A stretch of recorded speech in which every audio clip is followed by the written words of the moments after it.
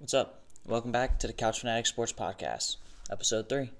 I'm your host, Noah Domangue, and since we last talked the Thursday before Thanksgiving, we didn't have an episode because of Thanksgiving, a lot of stuff has happened, specifically in the basketball realm in the NBA. So we're going to start off there, and then we're going to end with a little bit of the football talk from the last couple weeks.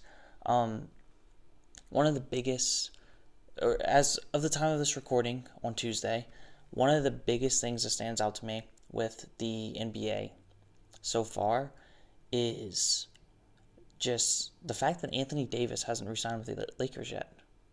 Like, what's going on? Like, we heard rumors, like, as soon as the free agency period started, we heard rumors that AD might not be signed until after Thanksgiving. He was waiting to see how cap space played out with different teams. He wanted to see what different teams would do, and he wanted some time. Well, he's had a lot of time. Like, it's, at the time of hearing this, if he's still not signed, that's a week after Thanksgiving. And there's only two teams left that could potentially sign him. The Lakers and the Knicks. So, you would have to assume he's going back to LA, right? But the problem is, if he hasn't re-signed with LA yet, is he going to re-sign with them, or does he want to go to the Knicks? I don't think he wants to go to the Knicks. I don't know why you'd want to. You just won a championship with LeBron. The clip came out on Tuesday that Giannis was talking about wanting to join up with LeBron somewhere because how much he loves him. He said either in Milwaukee or LA. So, like, Giannis is kind of hinting like, hey, like, I would be down to go to LA next year. Why would AD not want to do that? Going to the Knicks would be taking a big step back, especially for a guy that played in New Orleans his whole life. Before he went to LA, like, he was a Pelican, and, like, he left because he wanted to go win a ring. So why would he backtrack now? Doesn't make much sense. So I wonder what's going on. Like, I wonder, LA can offer him more money because of the max than the Knicks can. So it's not a money thing. So I guess he's trying to decide right now if he wants to be the guy again and potentially start something in New York, or if he's trying to decide by going back to the Lakers, because there is a legit chance that he says, I was the best player in the Lakers last year, and I didn't get my respect. It was still LeBron's team. I led in every statistical category except for assist, and it still wasn't considered my team. I still wasn't considered the leader. I led the team to the finals. I was the best player in the playoffs, and it still wasn't considered my team. So I really wonder if AD said, I got my ring, I want it to be my team again. But seeing that happen, like, I wonder why he wouldn't just want to stay in New Orleans. If he cares that much about, like, his quote-unquote legacy and being the guy, he could have stayed in New Orleans with Zion and built something. I don't know. It's weird. Another thing that's weird is the fact that Gordon Hayward is making as much money as he is. Guys, I saw something that ESPN posted. There's 3 people in NBA history to ever sign a multi-year contract, worth $30 million or more average annual value. Please listen to these list of players and please tell me which one is not like the other. LeBron James, top 2 player of all time. Kevin Durant, the best player not named LeBron James in this era. I guess you can argue Steph, but let's just, for the sake of the argument. And Gordon Hayward. Guys, Gordon Hayward, that guy, twice. He's fleeced a GM twice. And, like, I ain't hating on him. Go get your bag, dude. I want you to make money. I want all the players to make money. If it was up to me, the players would make as much money as possible. Every player would make as much money as possible, because I personally would rather LeBron get the money. I'm a Pelicans fan. I would rather Brandon Ingram get a few extra $1 million than have the billionaire owner hold it. Because, no offense to Gail Benson, she's a great owner. At the end of the day, she's not the one that I'm cheering for day in and day out. Brandon Ingram is the guy that I watch cross up fools every game and hit jump shots, and somebody that goes to the basket and excites me, and somebody that I cheer for and bond with every 3-4 nights a week, sometimes 5 nights a week in the NBA. Like, Gail Benson's not out there throwing down reverse slams. She's not. That's Brandon Ingram. I want him to make the money. I would rather him make more money than the owner just get even a fatter pocket. But Gordon Hayward, how in the world? Like, he has the best agent of all time. I don't know, like, I don't understand, like, how he's done this. He's had one All-Star appearance. He has flipped one All-Star appearance in over $200 million. $200 million. I'm about to look up his stats now. I wasn't planning on going so hard on the Gordon Hayward train today, but apparently that's what we're doing because that dude got bank. Like, homie got bank. Okay. In his career, he averages 15 points, 4 rebounds, and 3.5 assists. Let's give him 4. So 15, 4, and 4 is now worth $30 million a year? Dude, what should LeBron be making realistically right now? Like, what should Giannis realistically be making if 15, 4, and 4 can get you $30 million a year? Like, should Giannis be getting $70 million a year? Because he's going to put up 30, 15, and 8 every night. Should he be making 100? Where does it end? I don't understand, like, what he has done. Now, again, I ain't hating on you. Go get your bag. You worked hard. You've worked hard in your life to do this. But he really turned one All-Star appearance into so much money.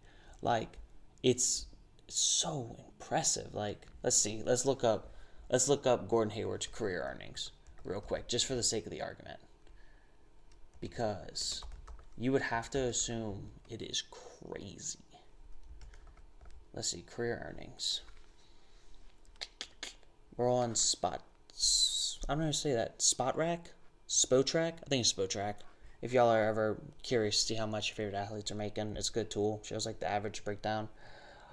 Let's see. So he signed a 4-year, $120 million contract for his last one. And then his Celtics contract was 4 years, $127. So he's made, and then before that, he's made almost $300 million in his career, according to these 3 different 4-year contracts. He has made almost $300 million in his career, over averaging 15 points a game. Guys, teach your kid how to sit in the corner and shoot threes. Straight up. If you can teach your kid to shoot, let's say 45% from 3. Doesn't matter how athletic he is, he'll make so much money. That's all. If your kid can hit a jumper just standing still with no one around him at a 45% rate, he'll play in the NBA for 2 decades like JJ Redick. Like, if you look at JJ Redick, I mean, he's a decent athlete. He's not 15-year vet type athlete, you know? He's not anything crazy. But, okay, so up until this point, Gordon Hayward's at $177 million, and at the end of his contract, he'll be at $331 million. And he will be only 34 years old. He can get another 4-year contract after this if he plays well. And, like, his stats are probably going to be better because he's going to be the lead guy now in Charlotte. I almost said Utah. But, man, if you're a parent at home, I'm joking, but I'm not joking. Teach your kid how to hit a jump shot. If you can teach your kid how to hit a jump shot, 45% of the time, if you can hit 45% from threes, which is just a skill from practicing. Like, there's no natural ability to being able to hit a jump shot. You know what I mean? Like, sure, some coordination, some whatever. Like, some people just won't be able to do it. But, like, the odds of you learning how to shoot a basketball into the hoop, the majority of Americans can do it. So, like, if you're a little athletic, you can get away with it. And it's crazy. Just this guy from Butler, Butler, made that much money. But I digress. Let's get off the Gordon Hayward train. Gordon Hayward, if you somehow listen to this, please, please, please message me, because I wanted to get you on the pod and talk about how you're the finesse god, because you're an inspiration to me, man. I'm about to go teach myself how to shoot 45% from 3, and go make me some money too. We can Me, you, and LaMelo, we can go ball it up in Charlotte. Couple other big NBA stuff. Brandon Ingram, Jason Tatum, De'Aaron Fox, Bam Adebayo. They all signed max deals. Again, go get your money. I'm cool with it. I'm cool with every player getting a max deal, honestly. But I mean, they all deserve it. They're all very, very good at basketball. They all mean a lot to their respective teams. Like Bam Adebayo, right now, most important player on the Heat for the future. Right now, Jimmy Butler is probably their most important player, but fast forward 5 years from now, it's Bam. Like, Bam's going to be there for a long time. Brandon Ingram, it's him and Zion. You know what I mean? They are the two cornerstone pieces of the Pelicans. The Pelicans said, we need you. We're locking you down to max deal. We're going to come back to the BI talk after we finish this. I'm going to talk more about the Pelicans. De'Aaron Fox, the King says, this is our best player. This is the future of our team and the president of our team. Let's keep him around. Let's give him the max. Nothing wrong with it. Jason Tatum, the best player in the Celtics, the leader, the future best player in the Celtics, is going to be there for a long time. Give him the max. Like, these are all no-brainers. Like, you don't have to think twice. It's kind of like, coming into the offseason, it didn't even feel like, oh, will these guys get the max? It was like, no, when? Except for maybe Bam, just because he's so much younger, and he was still, I think this was like his second or third year in the league. Like, he wasn't like that deep yet into a contract. So, but if you hear Bam Adebayo got the max deal, you're like, yeah, of course. I mean, it makes sense. He's a great defender. He can play very well on the offensive side of the ball. He does everything well. Nothing too shocking about any of these, right? Talk a little bit about the Pelicans for a minute. Stan Van Gundy had his opening press conference. It was amazing to watch because every single thing that Pelicans fans hated about our team for the last 5 years, he also hates those things. He hates them. He hates playing soft defense. He hates people who don't love basketball. He hates people that don't hustle. He hates people that refuse to hustle to get back on defense. He hates people that doesn't try on defense. Thank you, Stan. Thank you, SVG. I needed that. I needed to hear you say that because for the last, I don't know, it's like, especially the Gentry years, we didn't have a defense. No one ever wanted to play defense. No one ever wanted to try. We were awful on team defense. We had good, very good individual defenders. Drew Holiday and Lonzo Ball are two of the best, it's probably one of the best backcourt, guard combo individual defenders in the league. Yet we were still giving up the third most points per game. Make that make sense. We had good defenders. We had all these things, and we couldn't play defense. It didn't make sense. Drew Holiday, probably being a little biased here, but I really do believe it, pound for pound might be the best defender in the NBA. Drew Holiday can guard any position on the court 1 through 5. Now, Giannis is probably better in the sense because he's so much bigger. He's taller, faster, stronger, longer arms, everything. But that's kind of just natural physical ability. Drew Holiday can't control how long his arms are, But the way Drew Holiday plays defense, you don't see many people play like that. You don't see many point guards go in and guard LeBron in the paint. And the first Lakers game of the season, Drew was on LeBron, and LeBron it was an Anthony Davis game for sure, because LeBron really couldn't get much going against Drew, and then AD was just going off against Derek Favors, What do you expect, So, it was a big time Anthony Davis game. But Drew Holiday held his own against LeBron James. And LeBron James probably has 6 inches on Drew Holiday. You know what I mean? He's a lot larger. He weighs a lot more. I mean, he's probably 40, 50 pounds heavier. So, anytime a guard can guard someone, one of the best basketball players of all time, who's just an absolute physical specimen, it's just very impressive.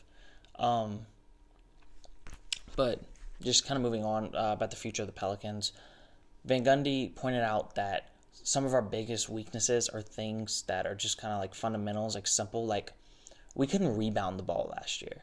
We couldn't rebound the ball as a team. We couldn't play team defense. we forced a lot of players to do stuff that they kind of aren't good at.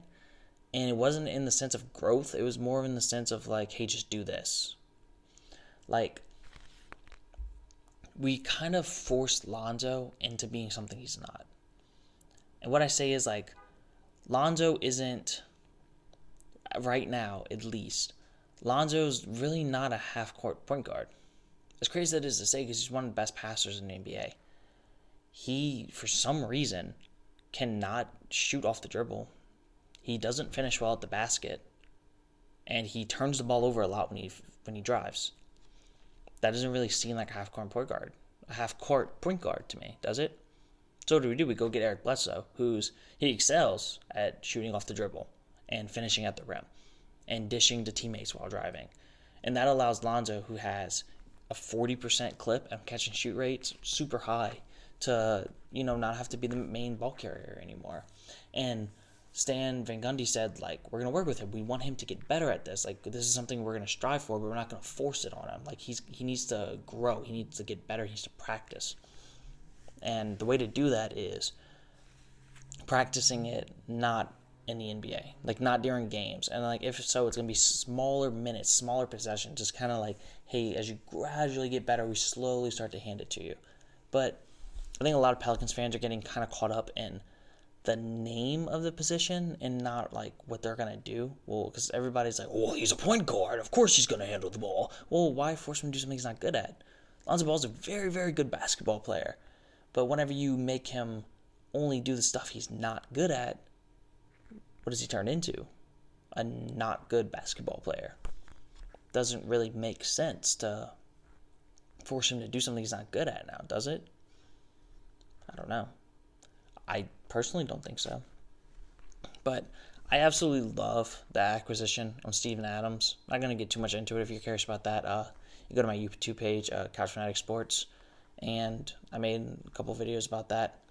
But overall, he's going to bring the stuff that we really need. He's a great rebounder. He can pass really well for a center. He's a good team defender, very good team defender. He can anchor the center of the defense for us. And he's also a great screen setter, which is just, it's crazy. Like, having him and Zion on the same team, when people wake up the next morning after playing the Pelicans, they're going to be sore because they're going to be running into the two strongest guys in basketball for 48 minutes, night in, night out. And they're going to wake up the next morning full of bruises and sores. And they're like, oh my gosh, like, that was awful. And then, you know what hard screens end up creating? Steven Adams is also great at boxing out. If you don't believe me, go look at Russell Westbrook's rebounding numbers when he played with Adams, especially in those years without Harden and after KD left. That's when he was averaging triple doubles throughout the season, like winning MVP. But whenever, like, we really need, what happens is, like, when somebody can set a very good screen, is players will sometimes get, like, scared. Like, oh no, is he behind me? Like, is he about to set a screen on me? Like, they get scared to follow the ball, or eventually they just stop trying. Like, they're like, no, I'm not running into him again. He's huge. He's 6'10", New Zealand guy with a ponytail. Like, I'm tired of hitting him. He's huge. I don't want to get hurt anymore. And it leads to easy buckets, and it leads to good pick and roll opportunities. It leads to all these different things based off the fact of other people not wanting to hustle because they don't want to get banged into for the 10th consecutive possession. Like, think about how many times you want to run into Steven Adams. That's a brick wall. Go, if you're at home, I give you permission, you can pause the video right now, run as fast as you can into your whatever room you're in wall, and then tell me if you want to do that for the next 12 times in the next 10 minutes. Answer's probably going to be no, right? I'm going to assume you probably didn't do that. If you did, please don't do that again. Please don't put a hole in your wall and then come at me like being all upset because, yep, that's on you. Disclaimer. I should have said disclaimer before, but it's all good. But moving on, there's really not much else to talk about. There's the tampering stuff with Bogdanovich, and he's not going to Milwaukee anymore. He's on the Hawks, which the Hawks are low-key going to be good, by the way.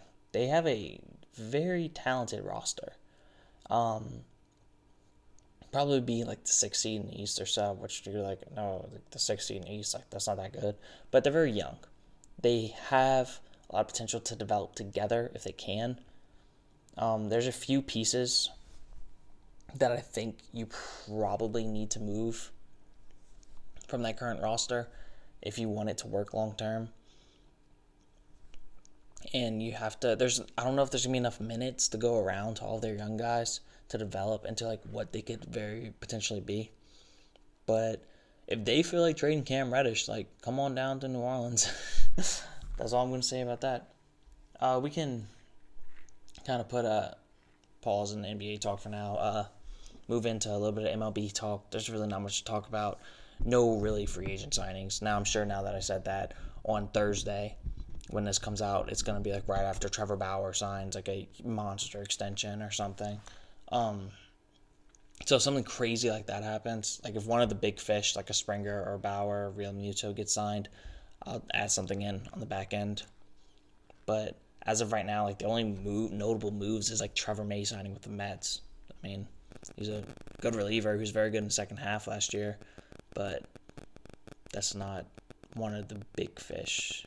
And what is kind of a slower free agent market. Like this free agent market's pretty shallow. Next season's going to be very deep. It's going to be good. It's going to be star-studded. But this season's is not that much. Definitely got deeper with Chris Bryant getting non-tendered. Basically, he's going to be a free agent now. I'm very curious to see what his price tag is going to be, because if it's not too high, I would love for the Red Sox to take a flyer on him. Like a short deal. Maybe not a 1 year, but like a 2 to 3 year. And throw him in left and see what happens. Because they're still a very good baseball player, and they're somewhere. Like, this is an MVP, this is a Rookie of the Year type guy. Like, he's still a young guy. He should still be good. And, worst case scenario, make a ton of money back on him from jersey sales. Since he's such a heartthrob, all the girls in Boston are going to be going wild. Trust me, I know, because my girlfriend owns his jersey, and she's not a Cubs fan. She's just like, yeah, he's cute. So, I'm sure there's stuff like that happens. And jersey sales, believe it or not, actually have a lot to do with like contracts and stuff. Like Bryce Harper, the Phillies probably made their money back on Bryce Harper strictly from jersey sales in the first year. You know, like that's if you're the number one selling jersey for the 10 years that you're in Philadelphia, or if you're say your top 10 jersey seller in the MLB for the next 5 years, your team's gonna make so much money from that. Like they view that as just you being able to put you on the ticket stubs and being able to market you and like putting you on all the billboards and all the commercials and all that stuff. That is so valuable in and of itself. And I think one day when if these books from the MLB owners ever come out, we see how much money they're really, really making. Like we're gonna be like, wow, Bryce Harper is worth so much more than that type of money. He's worth so much more than $30 million a year, just because of what it can mean to a team financially. But the NFL's never gonna. The MLB owners are never gonna do that. The NFL won't either. But because they're gonna be like, oh, all the fans are gonna be like, oh, so you've been crying poor and only having $40 million payrolls for the last decade when you're making X amount of money, you know? Because I think MLB teams probably make a lot more money than what you think. And Scott Boras dug into it on a podcast that I listened to. And he was talking about what you have to remember is the only stuff on the books is stuff strictly from ticket sales, jersey sales, concessions, TV deals. That's it. What they don't count is the amount of money that the owners make from all of the tourist attractions around, because most owners own all of the restaurants and all the hotels and all of the stores and all of the shops and everything like that around the stadium, like Wrigleyville. Like the Cubs owner owns all of that. So but that's not money that goes into like the Cubs revenue. It's just the owners. So the owner's making so much more money by having a good team out there. And like them not having to include that in their books is a big deal. But I digress. We can move in to some football talk now. I want this to be a shorter episode because like 2 hour long episodes right now probably isn't the best thing because like I don't know. I feel like it's just like a lot less likely for someone to like open up a podcast and see like, oh my gosh, 2 hours and just like close it out. It might be more likely if they're like, oh, an hour and 5 minutes. That's not as bad. It probably doesn't make a difference, but we're gonna test it out. And there's really no need for me to break down every single NFL game because most of the time it's just kind of either talking bad about people for their team being bad because there's nothing good to talk about, or it's just like very general, So I'll probably mention the score of every game. I'm not going to get into many of the games, especially just boring ones. But yeah, I mean, regardless, I'm going to talk about New Orleans sports and LSU sports, no matter what. Oh, before we get into the NFL, we can talk about LSU. How is LSU so bad at football? Like, legit, how are they so bad at football? Like, I wasn't even going to talk about this, but they were a 4-touchdown underdog to Alabama. They beat Alabama last year in Tuscaloosa. And now we're hosting them this year, and we are a 4-touchdown underdog. We got beat by Texas A&M, who was actively trying to lose to us. Kellen Mond played terrible. Our defense held them to 13 points. We lost 20-7, but we threw a pick six, so I'm going to not count the pick six. Gave up 13 points on defense. LSU's defense gives up points to everyone. Auburn put up 48. Missouri put up, 45? Mississippi State put up 42 or 44. Everyone scores points against us, yet the number 5 team in the country couldn't. Like, guys, they were trying so hard to lose, and we just couldn't beat them. Like, it honestly felt like just back and forth we were trying to lose. Like, they would punt 4 times in a row and eventually be like, haha, missed field goal. Like, and then we would punt 4 times in a row and they were just going back and forth and they're like, no, like, we're going to muff this punt. Like, you have to score. Like, it was crazy. We'll blow this coverage. Go score. Drop pass. Missed throw. Like, take a sack. Our offensive line couldn't block anybody all night. Our defensive line couldn't get any pressure all night. It was just banana lands. It was crazy to watch. Like, Texas A&M has been our little brother forever. They beat us 1 time in their history as an SEC team, and it took 7 overtimes to get it and a lot of controversy to win. I don't think they personally won that game. I don't think it should be considered a win for them because it was just so bad. The 7 overtime game is probably one of the best games in college football history. Being on the losing side of it, I don't view it as well, but if you haven't seen it, I would suggest going and watch it. At least watch like the 4th quarter to like the overtime periods. It's nuts how everything happened. But I keep telling myself not to get too upset about LSU. Like, I'm trying to not let them hurt me. Trying not to give them that power. But man, I got to give them some leeway because they're a very young team with new coaches and COVID. They have a lot of excuses, but it's hard. It's hard to watch. And it's honestly very hard to be a Tiger fan right now. All right, now we can start digging into the NFL portion of the podcast. Start off with the Saints and the Broncos, slash Broncos game. Last time we talked, it was about Drew Brees and his 11 fractured ribs and his collapsed lung and all that stuff. I'm not really going to get into that again. It's a lot. If you're curious about that, again, check out my YouTube page. Sorry, I'm going to keep plugging it. While we're in shameless plugs, might as well just throw this in there. I stream on Twitch, video games. We have fun every night at 9 p.m. Central Time. So if you're interested in that, go check out Noah_Domangue on Twitch. You can find Couch Fanatic Sports on Twitter at Couch Fanatic. And then you can find Couch Fanatic Sports on Instagram, Facebook, TikTok, YouTube, all that, Couch Fanatic Sports. And you can check out our blogs at couchfanaticsports.com. Sorry, we're in shameless plug season, so, might as well just throw in a shameless plug. Why not? Anyways, back to non-shameless plug and plugging. Talking about the Saints. Taysom came in week 11, played very well, surprisingly. I think it's fair to say surprisingly. Sean Payton has called him the next Steve Young forever. And I think we all can agree that we're like, no, Sean. Like, do you know who Steve Young is? He has a gold jacket, has Super Bowl rings. Like, I don't think he's the next Steve Young. He played very well. He didn't look like the next Steve Young. Played a good game of football. Played a very good game of football against the Falcons. After that game, I was like, yeah, let's not get too high. Let's wait a little bit. Let's see how defenses respond. Let's see how these 4 or 5 games play out. And then coming after the season, we can make an assessment. Say, like, look, he showed this potential. Or, look, it was bad. Or, look, it was good, but there wasn't really much potential. Like, it was kind of a fluky. Fast forward. I'm going to rant here for a second.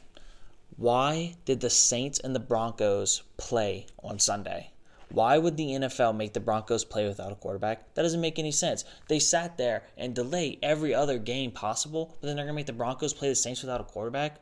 The best team in the NFC, one of the best teams in the NFL, and you're going to make them play them without a quarterback? What is that? Roger Goodell, you got to get your stuff together, bro, because you keep picking and you keep choosing throughout the hierarchy of the NFL who you want to punish and who you don't want to punish and who you're going to move games around for and who you're not going to move games around for. The Ravens-Steelers game got bounced around more times than a ping pong in a ping pong match, but then you're going to make the Broncos play on short notice, let them know on Friday night, hey, guys, you get to play against the Saints without any quarterbacks. That doesn't make any sense, Roger. You got to get your stuff together, dude, because you can't move games around for other teams and then not do it for the Broncos. You can't find the Saints for maskless celebrations whenever other teams have done the same exact thing, posting stuff on social media and never finding them. And not only finding the Saints, but also taking away a draft pick. You can't do that. You can't pick and choose who you want to punish based on the color of their jerseys that they wear to the games. It's not fair. It's very hypocritical, and you look like a clown doing it. So stop. I'm sorry. I had to rant that out. It's so ridiculous that we'll move games around for the Titans and for the Ravens and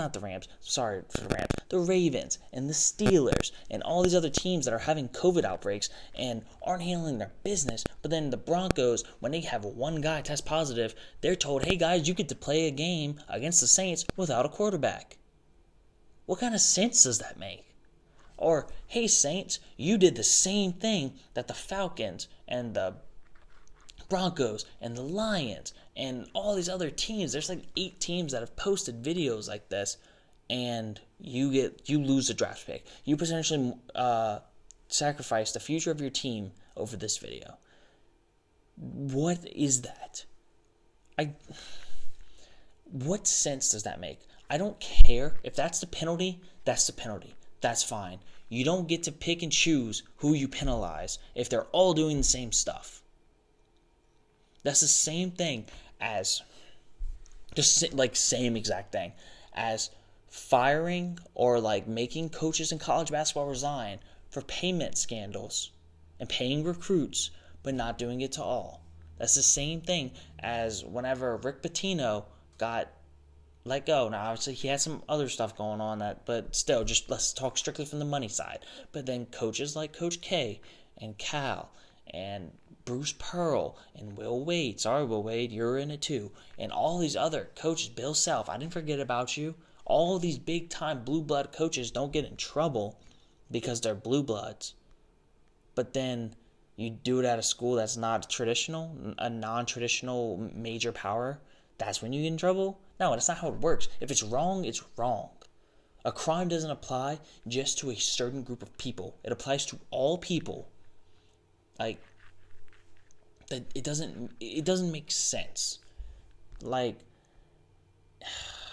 the way that the NFL's handled COVID so far feels like they're putting a Band-Aid on a gunshot wound. They don't know what they're doing. They're picking and choosing when to do stuff. They can't decide who they want to punish. They can't decide specific protocols. Because if you had a specific precedent and protocols set for everything, none of this happens. There's none of this moving around the schedule like crazy in the first half of the season, and the second half is like, oh, well, if your player if they're sick, you just can't play this week, yada, yada, yada. That's how it should have always been. It should have always been that. You test positive for COVID, can't play. Going into COVID reserve, that's what we expanded the rosters for. And if a team has a legit outbreak, then we talk about postponing games. Like the Titans, they had a legit outbreak.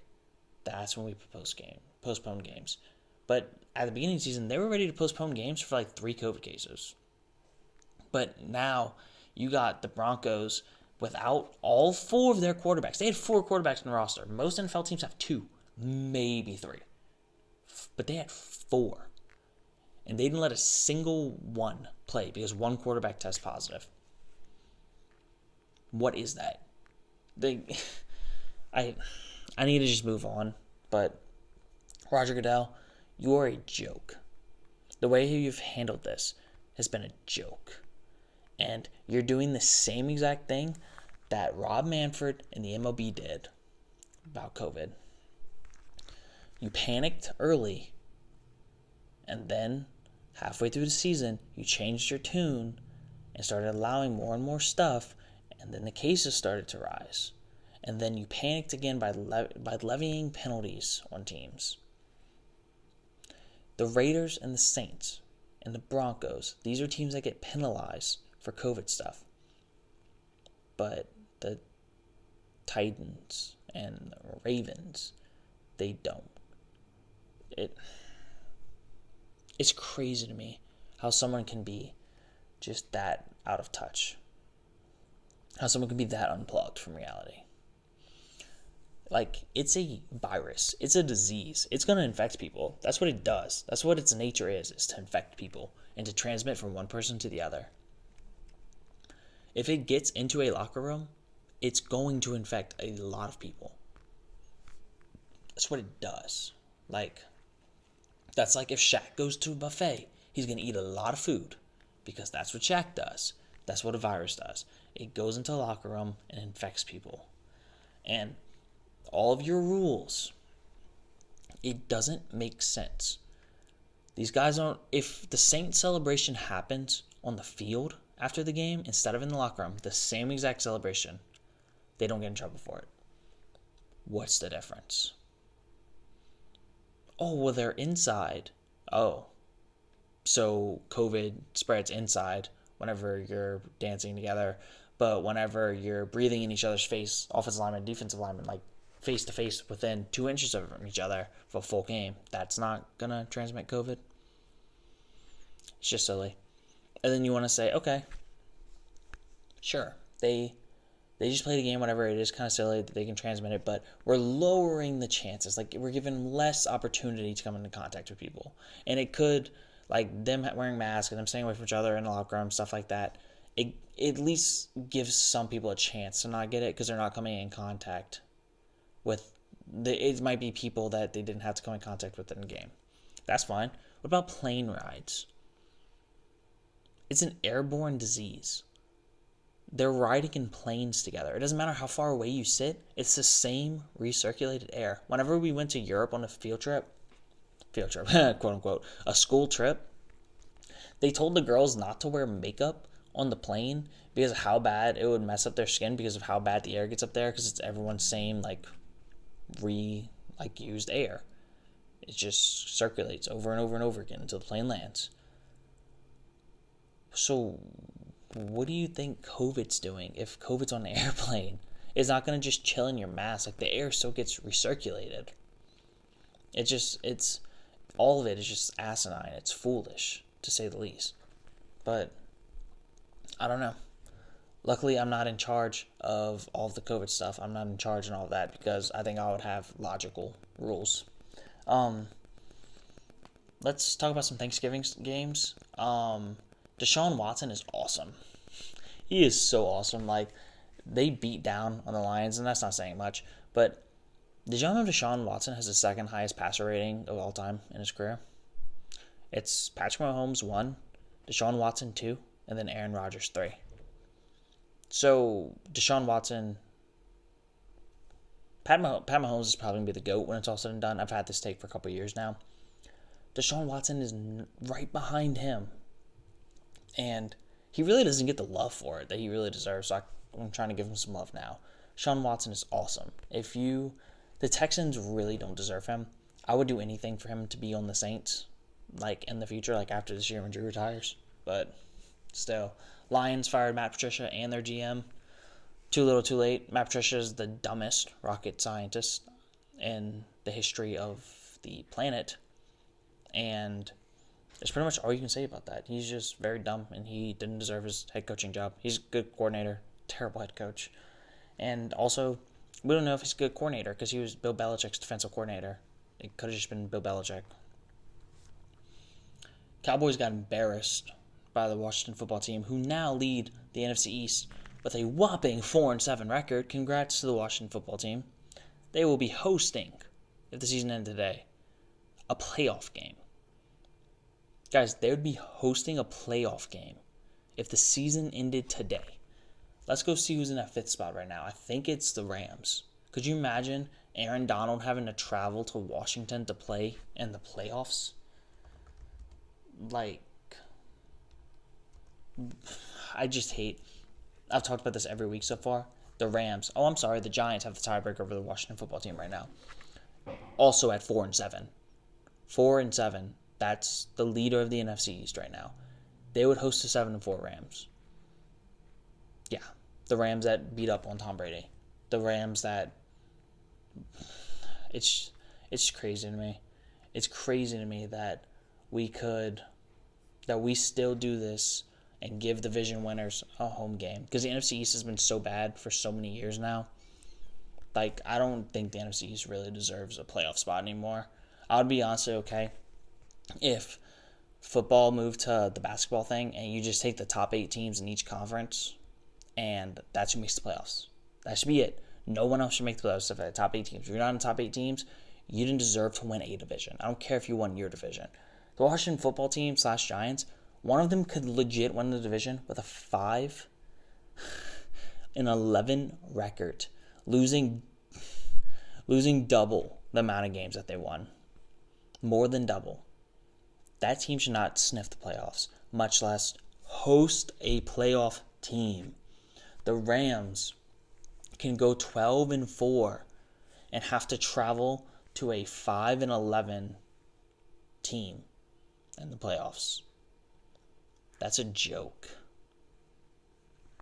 That shouldn't be a thing. I can't talk about it anymore. I'm getting riled up today, guys. Raiders are weird. They went from almost beating the Chiefs on Sunday Night Football. Derek Carr playing out of his mind. 275 yards, 3 touchdowns, just slinging it, to getting ran out of the building in Atlanta. Atlanta won 43-6. That's just a butt whooping. The same Atlanta that just got shut out by it was 9 points by the Saints. Like, they got shut down and allowed 24 points to Taysom Hill's first start. I don't know what to say. Atlanta's going to do the thing again to where they're having a bad season, they're on track to get a really good draft pick, and then they're going to go on a late run, and they're going to win a bunch of games, and narrowly miss the playoffs, they get a bad draft pick.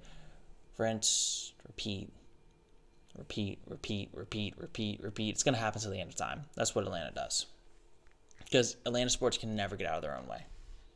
Chargers and Bills, Anthony Lynn needs to be fired. Is it fair to fire people in this season? Probably not. Anthony Lynn needs to be fired. He is so incompetent. Like, I can't sit by and watch this guy ruin Justin Herbert's career. Just let it go to waste.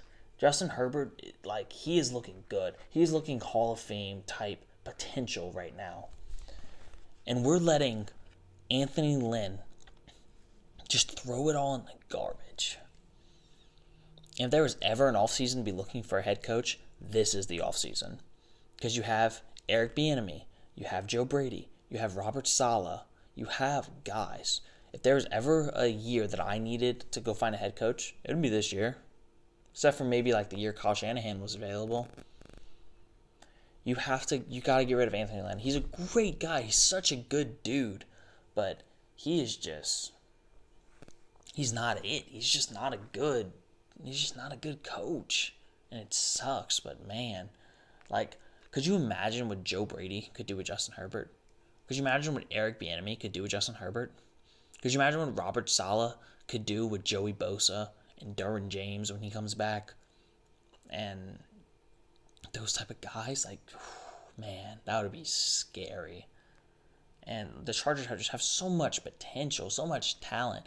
The core of their franchise right now is Eckler, Keenan Allen, Justin Herbert, Derwin James, Joey Bosa, and I'm probably missing someone because they have that much talent.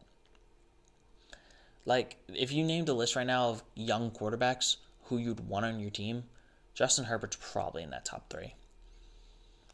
Let's not count like the Mahomes and Watson, like they're getting a little older. Let's say Burrow, Herbert, and I guess you'd want Lamar, maybe, if you still want them. I wouldn't want Lamar over Herbert or Burrow right now. I wouldn't. Lamar really hasn't shown anything. He hasn't improved as a passer. He's been struggling this year because he can't pass the ball down the field. He's still a good quarterback. I wouldn't want him over those two guys. Would you want him over Kyler Murray? No. Kyler Murray probably rounds at the top 3. He might be number 1 on the list. I don't know. But yeah, like, it's such a cornerstone piece. Keenan Allen's a top 5 receiver in the NFL. Like, I will die on this hill. At worst, he's 6.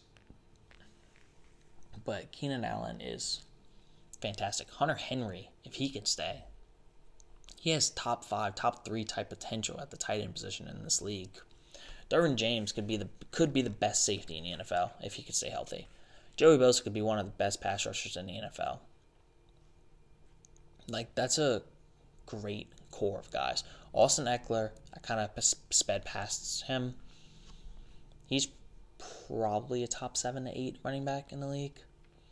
I don't know where exactly I would put him, but it would be around that range.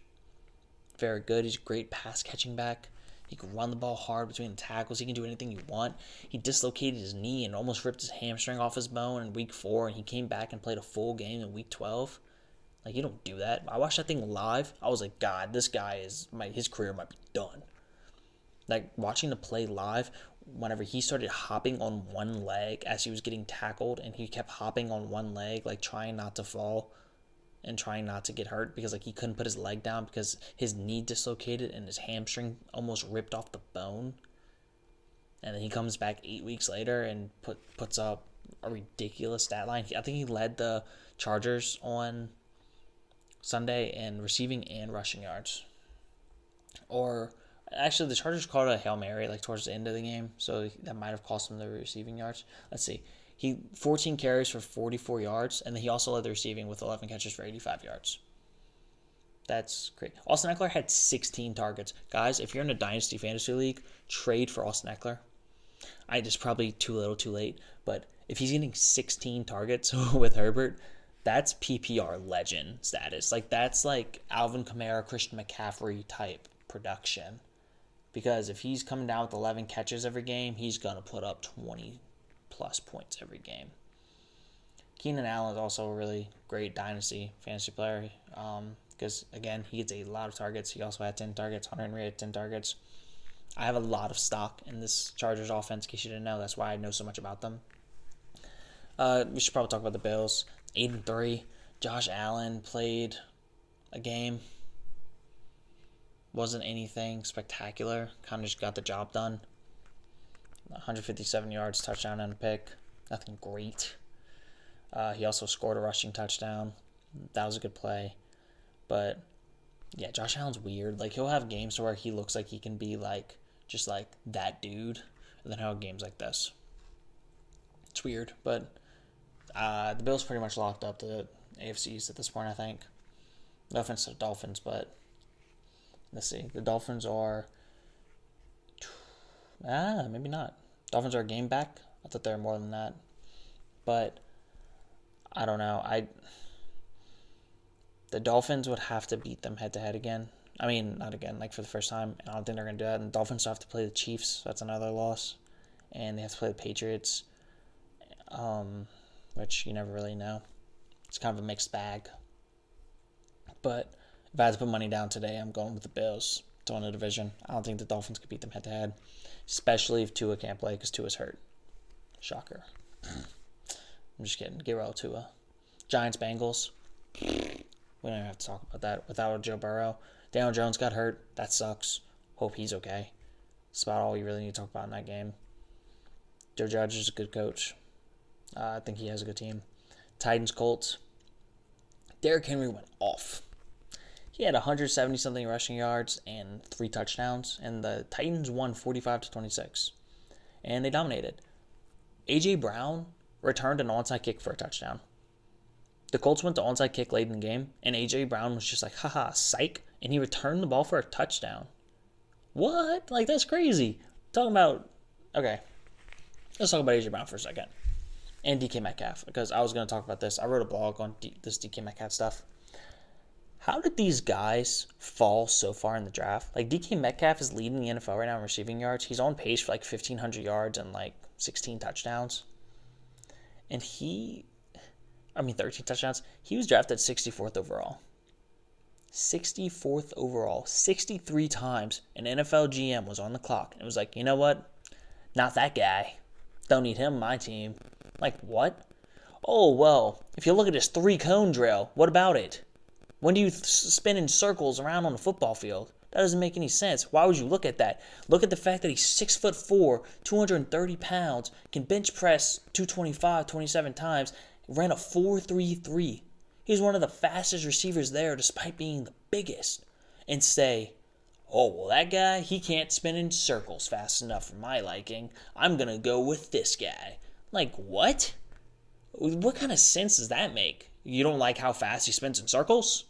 Okay, well, go check out his highlight reel, because you don't have to spin in circles to catch passes, dude. You don't have to. You don't have to run around in a cones and run back and forth and do suicides in a football game. No, you know what you do? If you're worried about, despite the fact that he has tremendous release, despite the fact that he has pretty good hands, it's developing, it's getting better, whatever corner you match on him, he is going to be bigger than. He will be stronger than. You say, oh, well then he's just a big receiving threat. No, he's also faster than them. He is. On his scouting report at the Combine, one of the things that said he may struggle to gain separation against number 1 corners. I find it hard to believe that someone that is going to be 3 inches taller, 40 pounds heavier, and faster will have trouble gaining separation against a corner. Seriously, look at what he just did against Darius Slay. Darius Slay is a good corner. He ran wild against him. He went off against Darius Slay. It was a good corner. You know why? Because he was bigger than him. He was stronger than them. He was faster than him. And you're like, Darius Slay, no, he's known for speed. There's no way. Yeah, he's faster. And then even if he may not be, it sure looked like it. Because you know why? Because you can't press him. Because DK is so strong, he will just bully you off the line, off the jump. You're not gonna physically dominate him. Just, it's crazy that we as scouts, we as viewers of the public, care so much about things that don't translate to the football field. Like, it's just a lot. It doesn't really make sense. Just kind of like how in the NBA draft, I'm not trying to throw shade, but Patrick Williams didn't even start on his college team. He was a 6th man. He was drafted 4th overall. Well, his potential, he's long, he's fast, he's strong. What about basketball? Can he dribble? Can he shoot? Can he pass? These are the things you have to be good at to be a good basketball player. You can be as athletic as all get out. If you can't dribble and shoot and pass, then what are you good at? Like, how does that help me on a basketball court? And that's why guys like Skylar Mays are going to fall to 50-something overall, yet they're going to be one of the better players coming out of this draft because he can pass, he can shoot, he can dribble, he can play defense, he can do these things. Nothing stands out, nothing splashy, but he can do it, and he can do it well. A.J. Brown, he is awesome. He is a great receiver. I think he was Offensive Rookie of the Year last. No, it was Kyler Murray.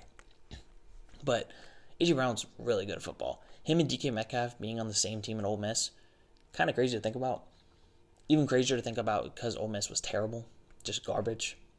Like, I kind of wish I could throw A.J. Brown on the Seahawks just so I can watch it. Just to watch them play together with Russell Wilson.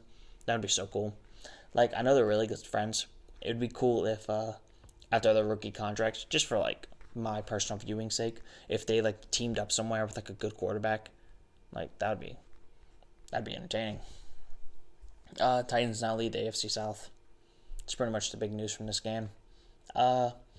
Panthers Vikings. Kirk Cousins led a last minute comeback to win the game. Who would have thought? That's crazy. Kirk Cousins, as much hate as that guy gets, he is a pretty solid quarterback. He's very undervalued. He's very underappreciated.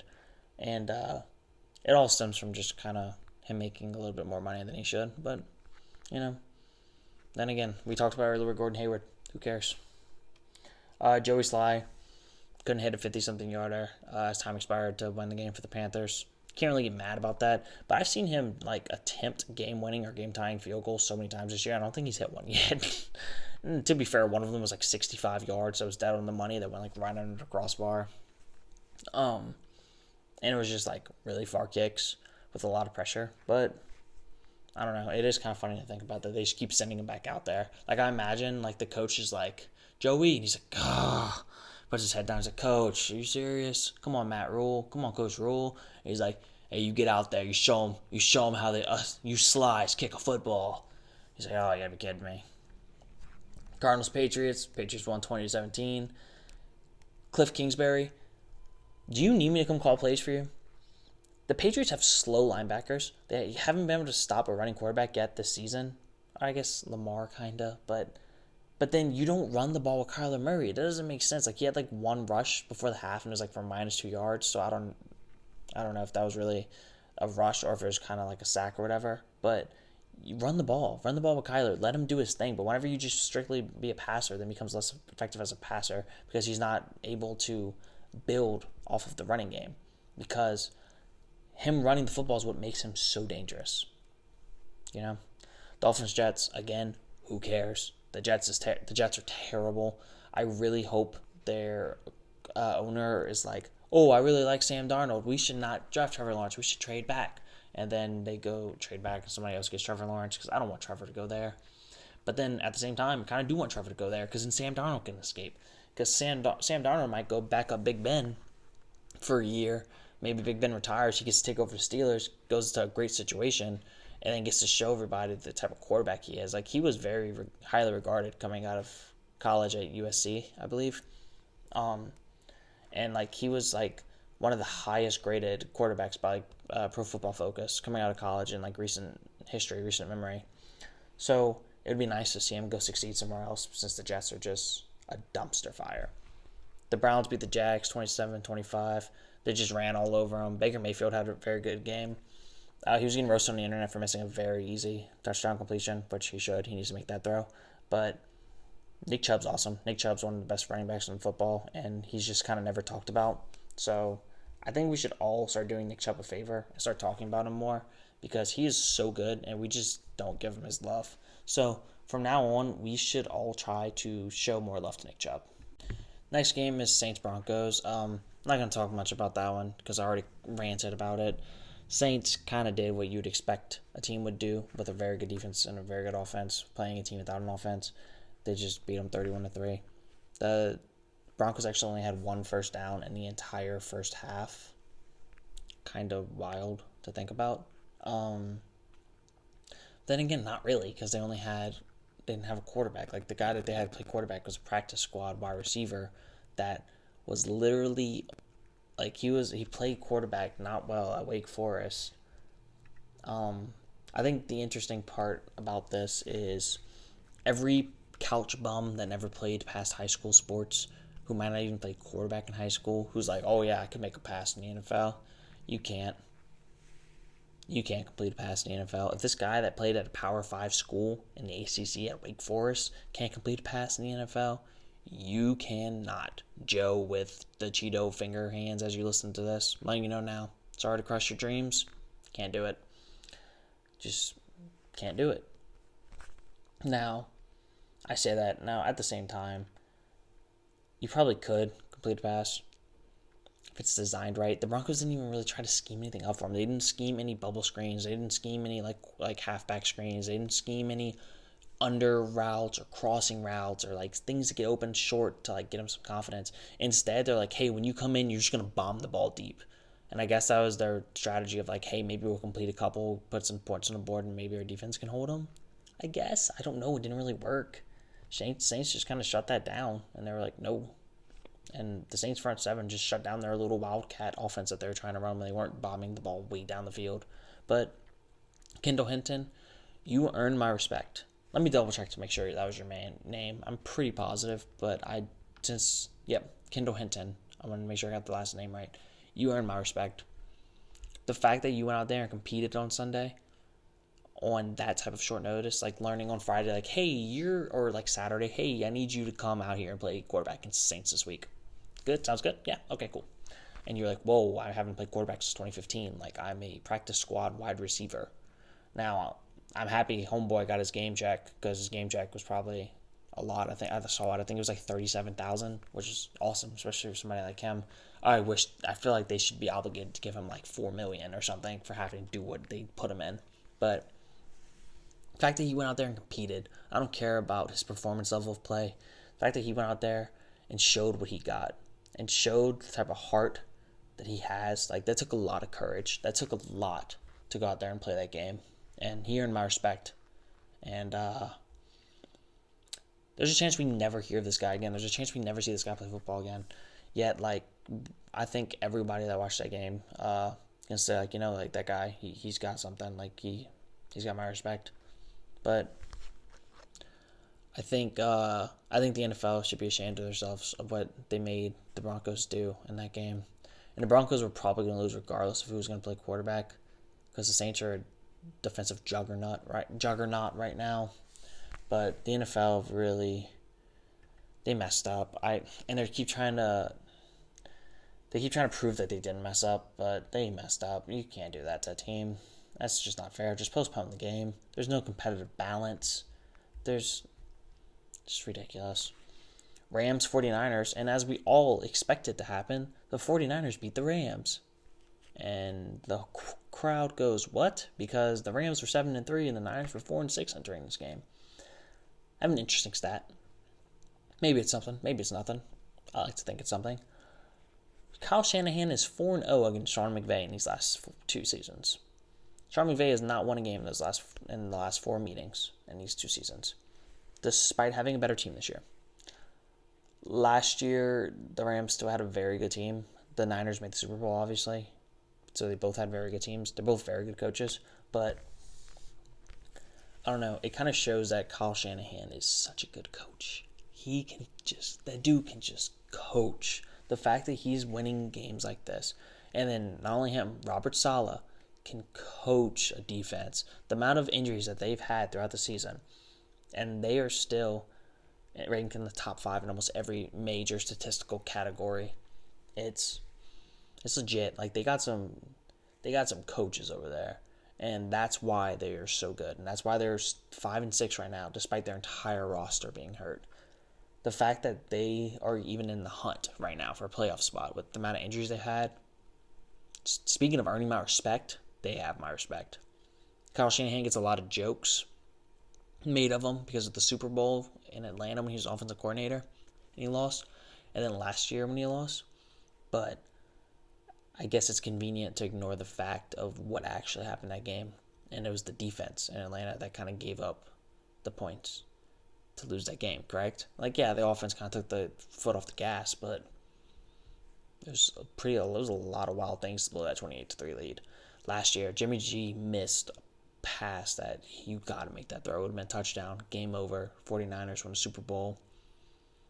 And I guess it's more convenient to blame the guy that kind of already has the bad juice on him. But, man, he's a great coach. He is a great coach. Moving on, probably the game of the weekend. Maybe, I don't know if it necessarily ended up being such, but like this was a game coming into the weekend. Everybody's like, yes, let's go, Chiefs Bucks. Chiefs win this game 27-24. The Chiefs were up 27 to. They're up 20-7 at halftime. They're up 27-10 after the third quarter, and the Bucks ended up scoring 2 touchdowns in the fourth, but they still lost. Big game from this. There's 2. Let's go 3. Let's go 3 major takeaways. Let's do the 2 positives first. Tyreek Hill is amazing. He had 200 receiving yards and 2 touchdowns in the first quarter. In the first quarter, 1 quarter, this guy did what some receivers want to do in 3 games combined. 200 yards and 2 touchdowns. He ended the day with 269 yards, 3 touchdowns.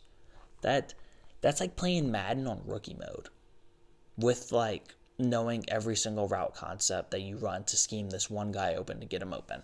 Like that's the type of stuff that you have to do to get almost 300 receiving yards and 3 touchdowns in a game.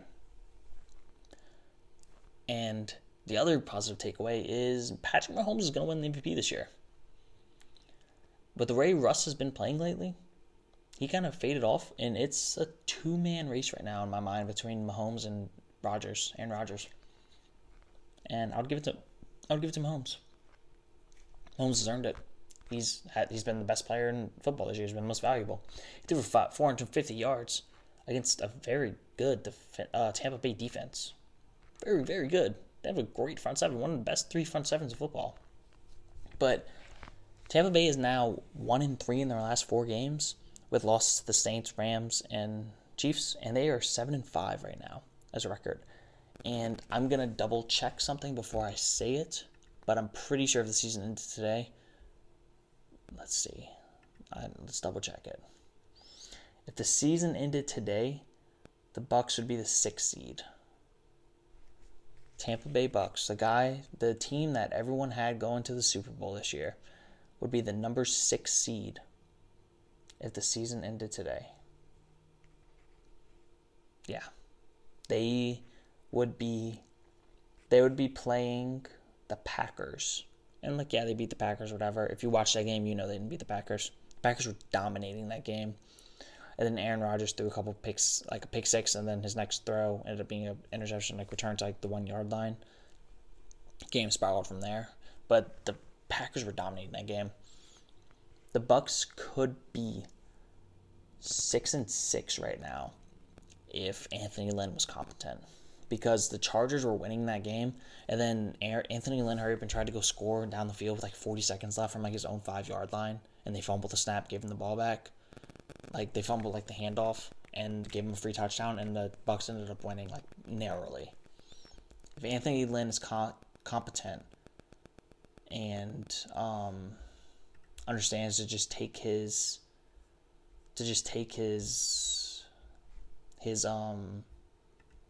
halftime lead where it was, then that doesn't happen.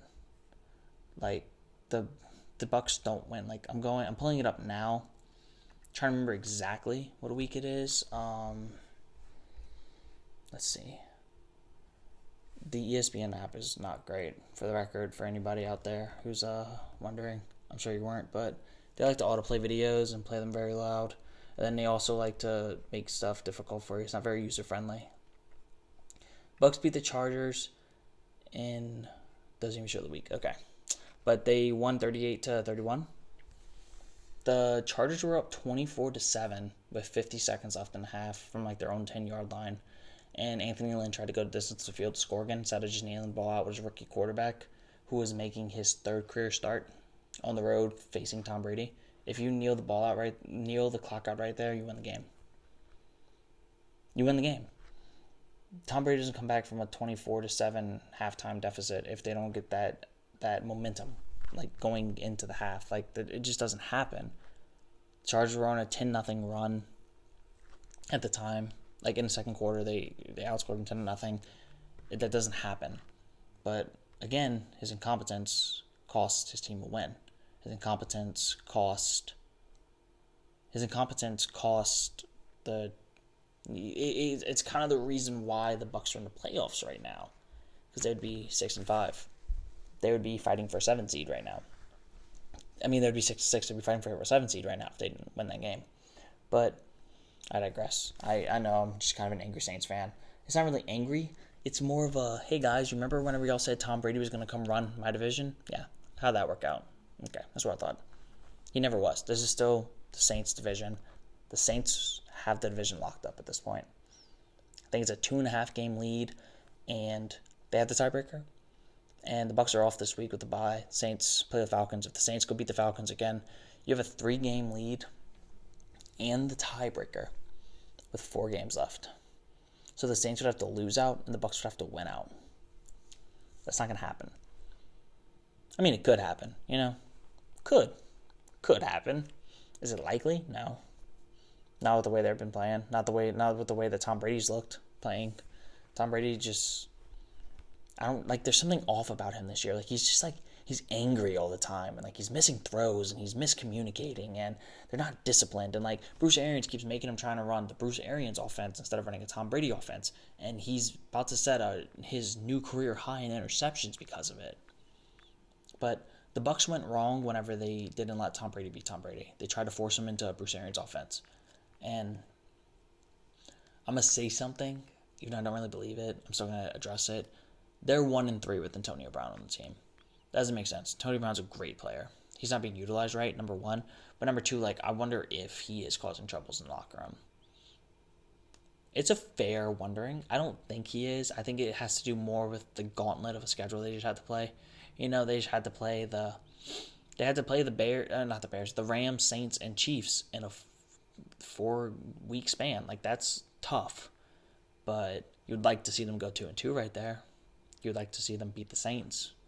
You'd like to see them beat the Rams. I mean, it'd be nice to see them beat the Chiefs, but like you'd like to see them at least win one of those games out of the three, not lose all three of them. They're 1-4 this year against teams with a 500 or better record. That's not going to get it done. You can't lose to every good team you play against and beat up on bad teams and expect people to think you're good.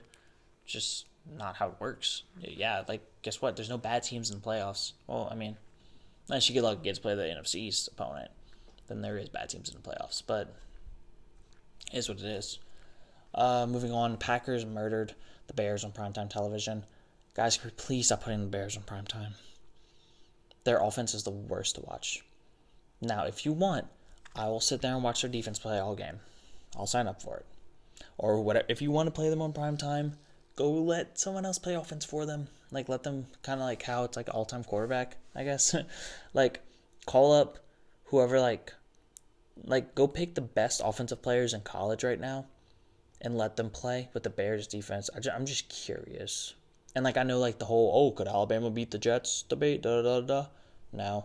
You know, like, Alabama's roster might have 20 NFL guys on it. Well, the Jets roster has 53. You know what I mean? But if you go take the best 3 wide receivers in football, the people that are going to be all first rounders, the best running backs, the best quarterback. If you go get Trevor Lawrence, if you go get the best offensive lineman and play with the Bears defense, that's a Super Bowl team. I know it's crazy to say, but if you go take the absolute best, the All-Americans, the absolute best, the first round picks coming up, that would be so much fun to watch. That'd be so much more fun to watch Trevor Lawrence throwing the ball to Jamar Chase and Jalen Waddle and these type of guys instead of watching Mitch Trubisky run around for his life, or even worse, Nick Foles be a dead body in the pocket and just sit there and